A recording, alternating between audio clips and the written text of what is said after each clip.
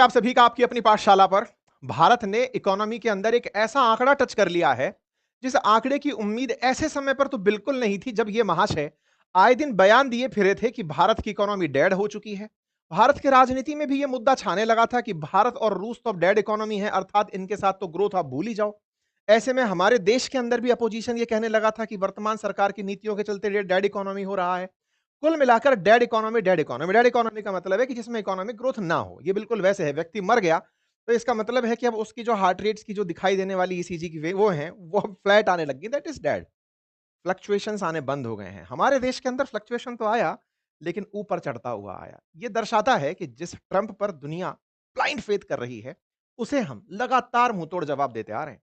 मरी हुई अर्थव्यवस्था ने पहले भी दिवाली पर कारनामा कर दिखाया था और अब एक बार फिर से कारनामा कर दिखाया जब यह हेडलाइन बनती है कि हमारी ग्रॉस डोमेस्टिक प्रोडक्शन, अर्थात अगर हमारे देश को हम एक सीमा रेखा में बांध दें और यह सीमा रेखा हमारा देश है, तो इस देश की सीमा में पैदा हुई वस्तुएं और सेवाएं, उनकी वैल्यू में 8.2% का इजाफा हुआ है क्वार्टर टू के अंदर। क्वार्टर टू का मतलब है एक साल को 4 भागों में बांटा जाए तो 4 क्वार्टर निकल कर आते हैं। 12 महीनों के अंदर 3-3 महीने के 4 क्वार्टर होते हैं। अप्रैल से हमारा अगर सेशन शुरू होता है तो अप्रैल, मई, जून के बाद जुलाई, अगस्त, सितंबर का सेकंड क्वार्टर जो भारत का गया, यानी कि जुलाई, अगस्त, सितंबर तक का जो गया, उसमें भारत की ग्रोथ रेट के अंदर 8.2% की वृद्धि देखी गई।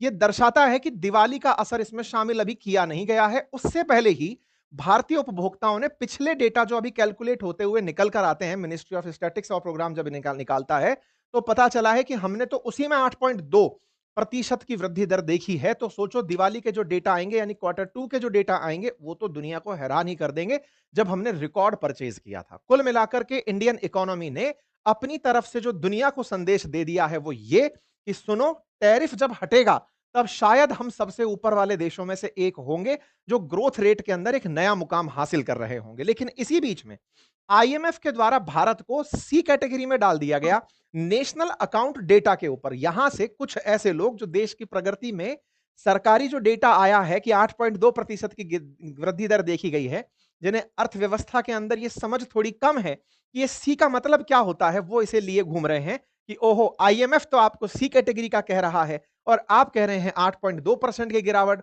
8.2% की वृद्धि दर। ये वो लोग हैं जो कि मैकाले शिक्षा पद्धति से पूरी तरह प्रभावित हो चुके हैं। विदेशी कहें तो सही और भारत कहे तो गलत। खैर, दोनों को आज के सेशन में कंप्लीट जस्टिस मिलेगा। पूरा डिटेल एनालिसिस इस बिंदु का भी होगा, तो बने रहिए सेशन में। और हां, अर्थव्यवस्था पर अगर समझ विकसित करनी है और आपको अगर कोई दिक्कत आ रही है कि आपको नहीं समझ में आता ये चल क्या रहा है, चिंता मत करिए, मैंने डिटेल में पढ़ा भी रखा है और समझा भी रखा है। और इस समय तो मंथ एंड सेल भी चल रही है। इकोनॉमी का कंप्लीट बैच है मेरे जीएस फाउंडेशन के अंदर। हिस्ट्री भी है उसमें, ज्योग्राफी भी है, पॉलिटी भी है, इकोनॉमी भी है। पूरा पढ़ाया हुआ है साल भर की वैलिडिटी के साथ। और जो पढ़ाया है उसके नोट्स भी हैं जो आपके घर पर पहुंचेंगे। आप अभी जाइए, ईयर एंड मतलब मंथ एंड का ऑफर है, आप इसका लाभ ले लीजिए। ये मंथ एंड तक उपलब्ध आपको रहने वाला है। और अगर केवल घर पर बैठकर पढ़ना चाहते हैं तो अपडेटेड हमारे नोट्स घर पर मंगा लीजिए। उसमें भी हमने ये डिटेलिंग से समझाई हुई है। बाकी किताबें सब्जेक्ट के साथ हमारी उपलब्ध हैं अपनी पाठशाला एप्लीकेशन पर, जिसका लिंक कमेंट बॉक्स में पिन है। आप हमारे कोर्सेज वहां देख सकते हैं। खैर, फिलहाल के लिए बात जीडीपी की करें तो जीडीपी टोटल मॉनेटरी और market value of all finished goods and services with in countries border. अगर देश को एक सीमा में बांध दिया तो उसके अंदर जो सर्विसेज और वस्तुएं पैदा की गई, उनकी वैल्यू को आप जीडीपी कहते हैं। अब जीडीपी ग्रोथ रेट क्या है? तो भाई मान लीजिए 100 रुपया पैदा किया था आपने पिछली बार, इस बार आपने उससे ज्यादा पैदा कर दिया। 100 में अगर 8% का इजाफा हुआ तो 108 कर दिया। तो ये बिल्कुल ग्रोथ रेट है। ठीक है साहब। दो तरह की जीडीपी होती है। एक जीडीपी होती है जो गुड्स एंड सर्विसेज की वैल्यू को कैलकुलेट करते समय बेस ईयर की वैल्यू पर निर्धारित की जाती है, दैट इज नॉमिनल। और एक होता है जो कि मतलब इन्फ्लेशन के साथ में कैलकुलेट की जाती है, ईयर ऑन ईयर जो कैलकुलेट की जाती है वो होती है नॉमिनल। आसान भाषा में कहें, इसी में ही सारा बवाल है। आईएमएफ की कहानी भी यहीं पे निकली हुई है। जीडीपी को कैलकुलेट करते समय हम 11-12 के भाव के आधार पर कैलकुलेट करते हुए चल रहे होते हैं, बेस ईयर। अब इसको कैसे समझें? हम ये नहीं मानते कि इस समय घी का भाव क्या है, पिछले साल क्या है। हम मानते हैं 2011-12 में घी का भाव क्या था। उसके आधार पर मान लीजिए कि हमने घी का मतलब उदाहरण के रूप में लीजिए, ऐसे कहिए 11-12 के आधार पर अगर हम कहें तो मोटरसाइकिल तब इतने की थी, 2011-12 के अंदर इतने की थी, 24-25 में इतने की हुई, 25-26 में इतने की हुई। बेस ईयर 11-12 को लिया हुआ है, उसके मुकाबले में हम रेट के अंदर इजाफा देखते चलते हैं, आधार मानकर चलते हैं। जैसे आपने कहा ना कि आप बड़े हो गए, किससे बड़े हो गए? वृद्धि दर किससे? तो रेफरेंस के अंदर जब हम रेफरेंस बेस ईयर से लेकर चल रहे होते हैं 11-12 से, तो जो जीडीपी निकल कर आती है, वही नॉमिनल जीडीपी कैलकुलेशन की वही हमारी रियल जीडीपी कहलाती है।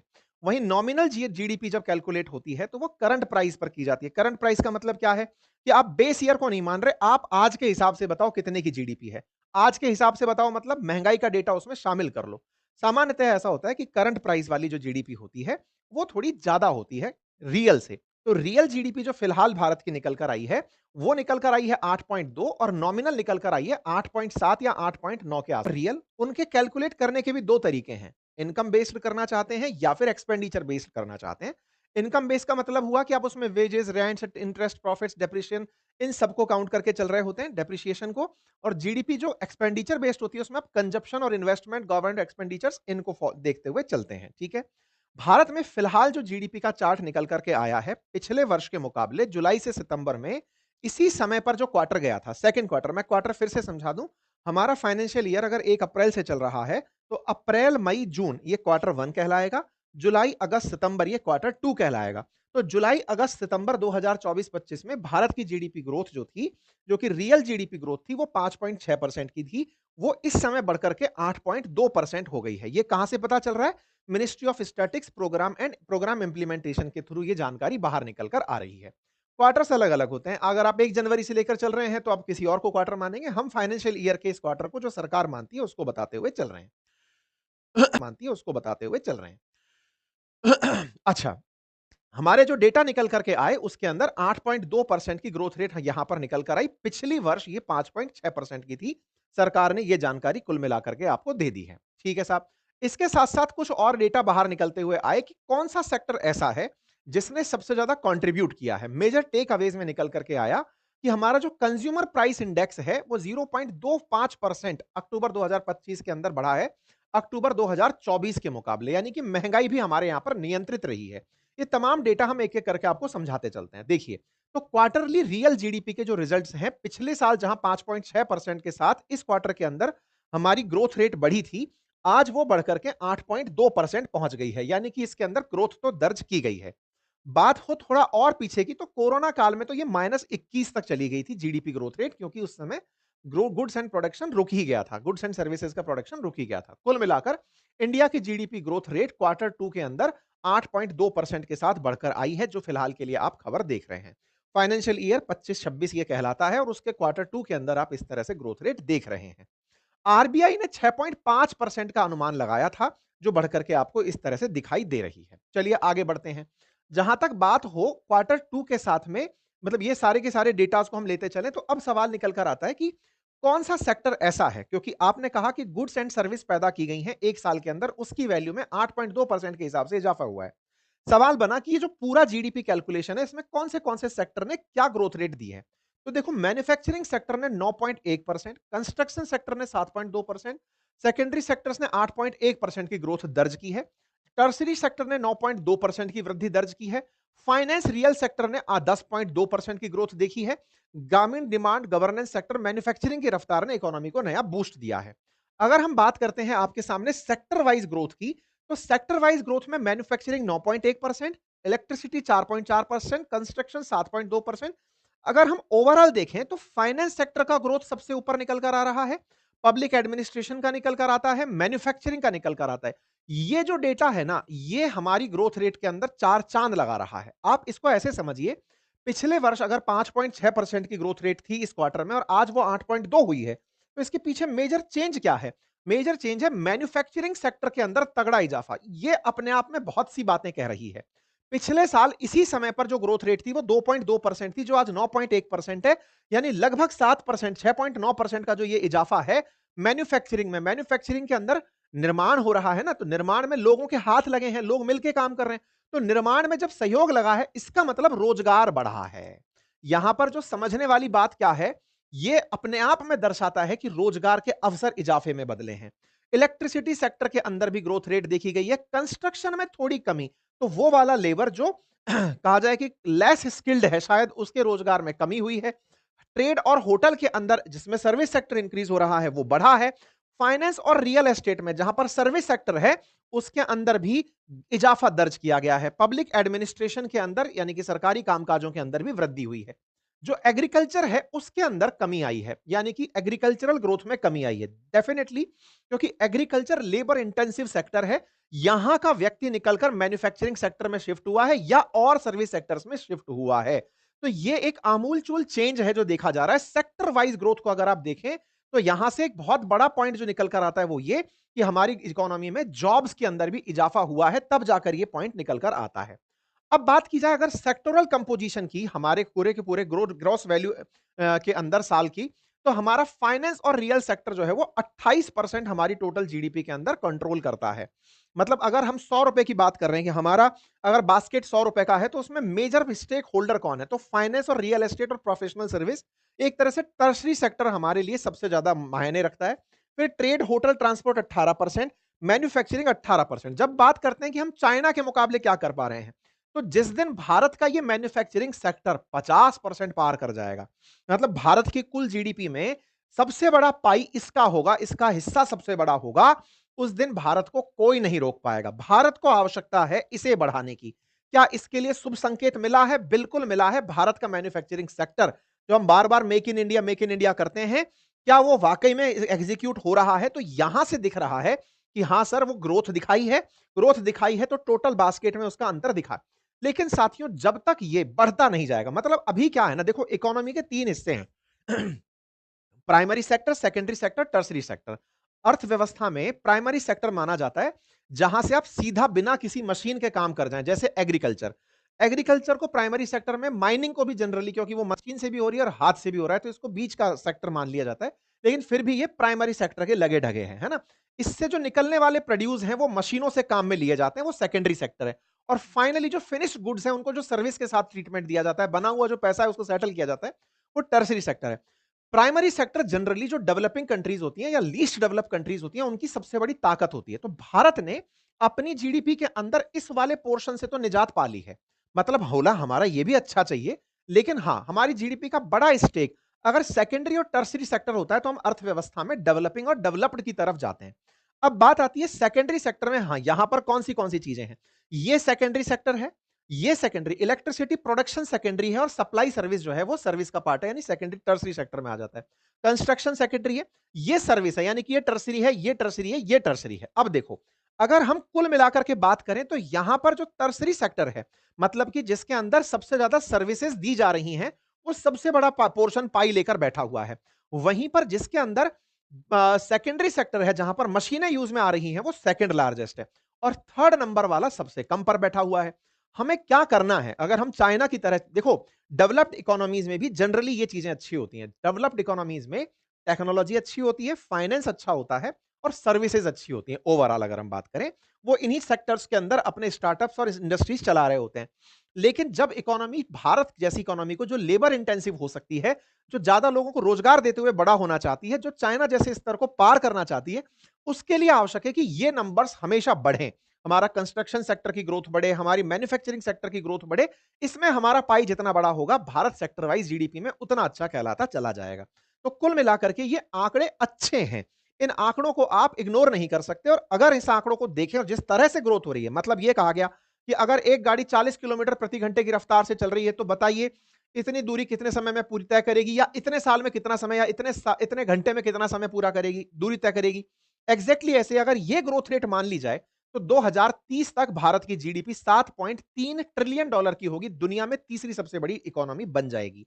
अगर हम तुलना करें और देशों के साथ में, यानी कि हम अगर और जो मोस्ट मेजर इकोनॉमीज हैं उनकी तुलना में, भारत की ग्रोथ रेट 8.2% है, यानी कि हमने और इकोनॉमीज को पीछे छोड़ दिया। लेकिन ये खुशी का टारगेट नहीं होना चाहिए। क्यों नहीं होना चाहिए?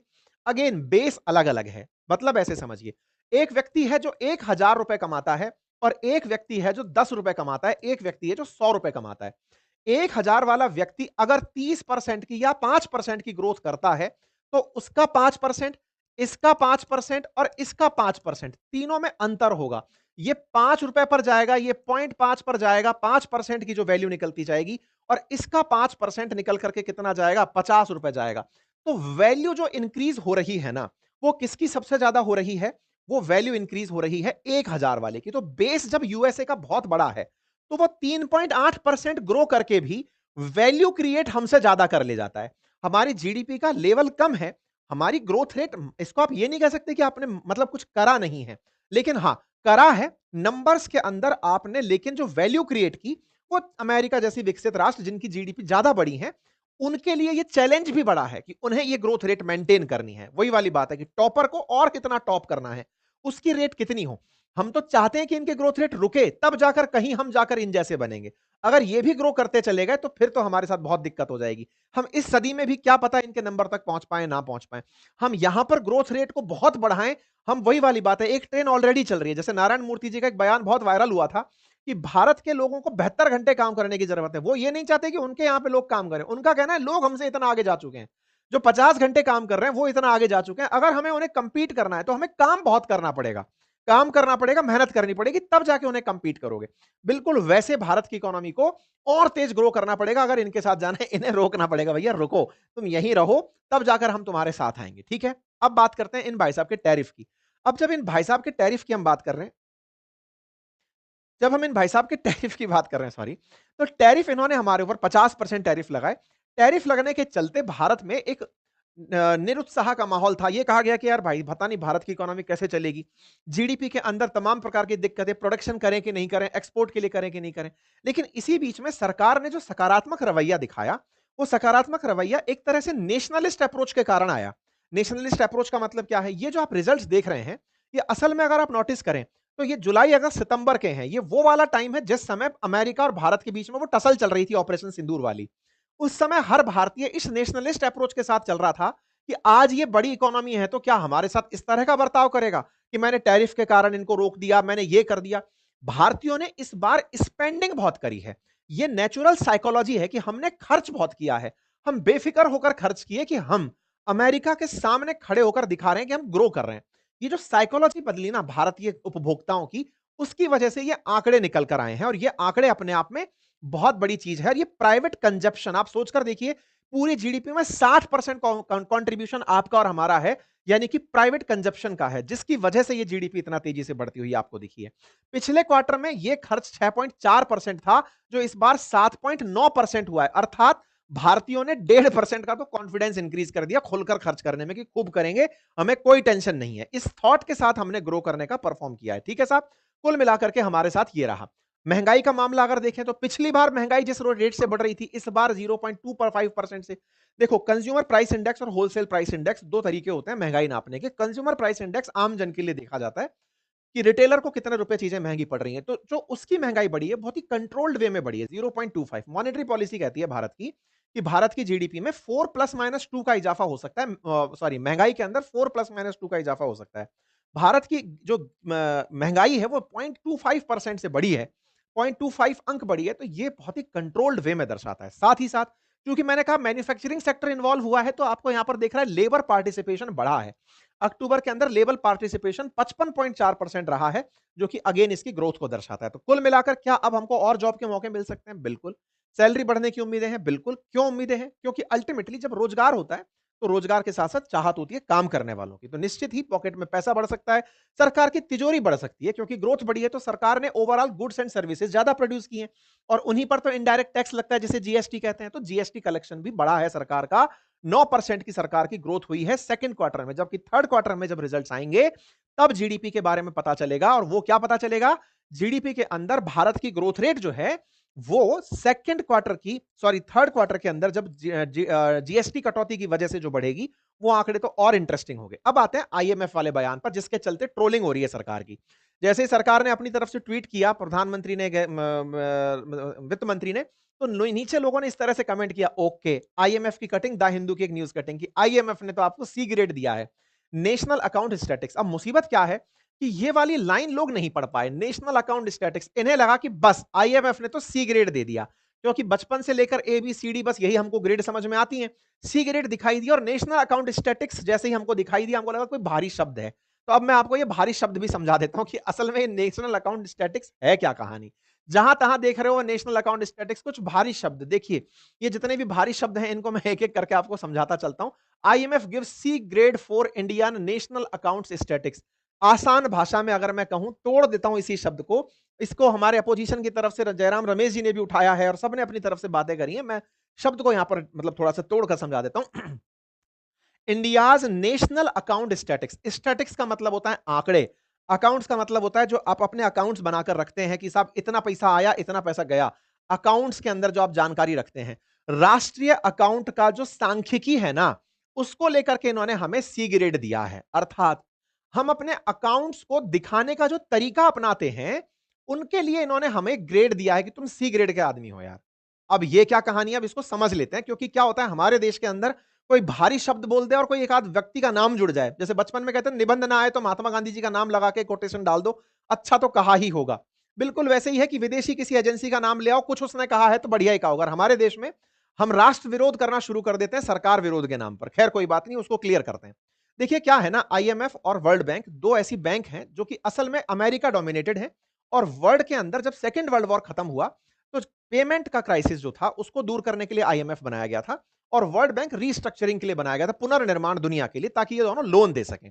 आईएमएफ अगर कोई देश बर्बाद हो रहा होता है तो उसको पेमेंट क्राइसिस के समय पर ये लीजिए साहब आप पैसा पकड़िए और देश को रिवाइव करिए, जैसे पाकिस्तान को लोन मिला। दुनिया का कोई भी देश चाहता नहीं है आईएमएफ से लोन लेना, क्योंकि ये लोन के नाम पर खुद की पॉलिसीज इंप्लीमेंट करवाता है, जैसे पाकिस्तान में किया। एनीवे अभी हम वहां नहीं जाएंगे, फिलहाल इस पर समझते हैं। आईएमएफ पूरी दुनिया के देशों की इकोनॉमी पर नजर रखता है, एक बैंक जो कि सब पर नजर रख रहा है। अगेन वही वाली बात, क्या अमेरिका हम पर राज करता है? आंसर है नहीं साहब, हम तो संप्रभु हैं। लेकिन संप्रभु हैं, लेकिन वो होने नहीं देता, वो खुद प्रभु बना हुआ है।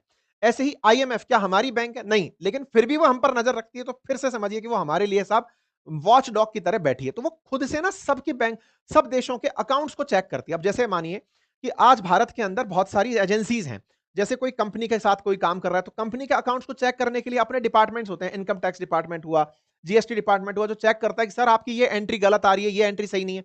अब आईएमएफ हम पर कुछ एक्शन तो ले नहीं सकता, वो हमारे अकाउंट्स चेक करके दुनिया को बताता है कि इस देश के अकाउंट्स सही से मैनेज हैं, तो आप इस देश के साथ निवेश कर सकते हैं। तो आईएमएफ की रिपोर्ट पर दुनिया क्यों नजर बनाए रखती है? कि इसने सबका काम कर लिया, इसने ऑडिट कर लिया, एक तरीके से देख लिया, ऑडिटर की तरह से बैठ करके वो काम कर रहा होता है। सारी दुनिया के अकाउंट्स को वो चेक करता है और ये देखता है कि यार तुम लोगों ने ना अकाउंट्स को मेंटेन सही से किया हुआ है। इस आधार पर तुम्हारे अकाउंट्स में कोई मुझे नजर नहीं आता कि तुमने कोई पॉलिसी में मिस्टेक कर रखी है, मैं तुम्हें सही मानता हूं। तो जो देश अपने अकाउंट्स को एकदम अप टू डेट रखते हैं, उन्हें ये ए ग्रेड देता है, उसमें थोड़ी सी पीछे वाली बी ग्रेड। जो अकाउंट्स की मेंटेनेंस में तीसरा दर्जे का काम करते हैं, उन्हें सी।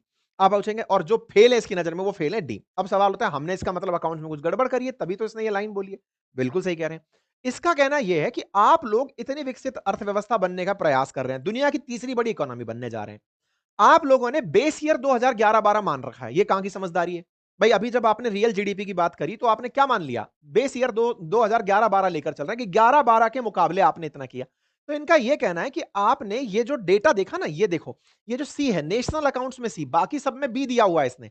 यहां पर जो कंटेंट में सी शब्द दे रहा है भारत को, वो कहां दे रहा है कि आप लोग अपना अकाउंट मेंटेन करते समय जो बेस ईयर का लेवल है वो 11-12 लेकर चल रहे हो। उससे कैसे पता चलेगा कि कितनी रियल ग्रोथ है, कितनी नहीं है, या फिर आपके यहां पर क्या नए सुधार हुए, क्या नहीं हुए? इतनी चीजों में नवाचार करते हो, बेस ईयर तो चेंज करो ताकि अकाउंट अच्छे से देख पाए हम। मतलब यह है कि ये एक वॉच डॉग की तरह बाहर बैठा हुआ है, जो आपके अकाउंट्स में इस बात की परेशानी लेकर बैठा है। इस बात पर सरकार का रिप्लाई भी आ चुका है। सरकार ने कहा है कि हम अगला ही जो क्वार्टर आ रहा है, यानी कि जो अगला महीना 3 का चल रहा है, इसके लिए बेस ईयर बदलने जा रहे हैं। चिंता मत करिए, आपका ये डेटा भी सुधार देंगे। अर्थात भारत का पुराना आधार वर्ष होना इनके लिए चुनौती है। दूसरा, हमारे देश में क्या होता है कि जब भी डेटा संग्रह होता है तो उसमें छोटे मोटे दुकानदारों के जो आंकड़े होते हैं वो समाहित नहीं हो पाते। हम बहुत सारा ट्रेड तो गली गली परचूनी की दुकान पर कर लेते हैं, और जो हमारे यहां पर खरीद फरोख्त गिनने का जो तरीका है ना, वो हम पुराना तरीका अपनाते हैं। तो तरीकों में सुधार हो, वो ये चाहता है। ऐसे में इस ग्रोथ रेट पर कोई डाउट नहीं होता है। दिक्कत इस बात पर होती है कि कोई कंपनी आपके देश में निवेश करने आना चाहती है, कोई देश आपके साथ व्यापार करने आना चाहता है, तो आपके अकाउंट साफ सुथरे दिखें, उसमें यह दिखे कि आपने हर चीज को जगह दी है। अब आप विचार करिए, अगर हम इनके दिए हुए सुधारों को मान लें तो हमारे आंकड़े और अच्छे आएंगे। हम खरीद फरोख्त के पुराने तरीकों की जगह नए तरीके अपना लें, हम छोटे मोटे दुकानदारों के आंकड़े भी काउंट कर लें, तो आंकड़े तो बढ़ेंगे ना बाबा। तो उससे ये हमको एक पॉजिटिव वो ही देता है। बेस ईयर की जो दिक्कत है हम उसको दूर करते जा रहे हैं। ये हमारी खबर आ चुकी है और ये खबर कल की ही है। इंडिया की गवर्नमेंट ने कहा है कि क्वार्टर 3 के जो रिजल्ट हैं वो हम आपको आने वाले समय में नए बेस ईयर 2022-23 के अनुसार देंगे, तो टेंशन मत करिए, बेस ईयर बदलने जा रहा है और बेस ईयर जब बदल रहा है तो आपके लिए बढ़िया होगा। आप 11-12 से नहीं 22-23 से चेक करिएगा, तो ये जवाब हो जाएगा। तो जो लोग ये कह रहे हैं ओहो जीडीपी ग्रोथ के मुकाबले देखो उसने आपको सी कह दिया, अरे भैया वो सी का मतलब लिटरल सेंस में सी नहीं है, वो आपसे कह रहा है अकाउंट ढंग से मैनेज करो यार, इतनी बड़ी अर्थव्यवस्था बन गए हो, ठीक है। तो क्या ये डरावना है? बिल्कुल डरावना नहीं है। क्या ये डरने की आवश्यकता है? बिल्कुल नहीं। बोले क्या बात कर रहे हो? चलो तो आप अपने बारे में तो समझेंगे नहीं, तो दूसरे से समझा देते हैं। चलिए चाइना की यात्रा कराते हैं। ये रहा चाइना, और चाइना का 2024 का ये रहा सेम आईएमएफ, और सेम आईएमएफ की रिपोर्ट पिछले साल की, ये दिया हुआ इसको सी। चाइना को भी सी दिया हुआ है। कारण ये है कि चाइना वाले भी अपना रियल डेटा नहीं दिखाते इनके अनुसार, क्योंकि वो भी अपने पुराने तरीके से चल रहे हैं। क्या चाइना ग्रो करता हुआ कम दिख रहा है? अब्बा से पूछो अमेरिका वालों से। हालत खराब है उनकी चाइना की ग्रोथ रेट देख करके। तो मेरे प्यारे साथियों, अंततोगत्वा मैं यही कहूंगा कि अपना मोटिवेशन मत गिराओ यार। ये मानकर चलो कि हमारा देश बहुत अच्छे से ग्रो कर रहा है, ठीक है। कुल मिलाकर के सार यही है, और बाकी अर्थव्यवस्था समझने में अगर दिक्कत आए ना, तो इकोनॉमी वाला मेरा बैच है वो आप पढ़िए, उससे आपको निश्चित ही लाभ होगा, ठीक है। बाकी हमारे महाराज जो हैं इनके साथ तो अभी टैरिफ हो जाएगा डील, तब देखा जाएगा। बाकी जीएसटी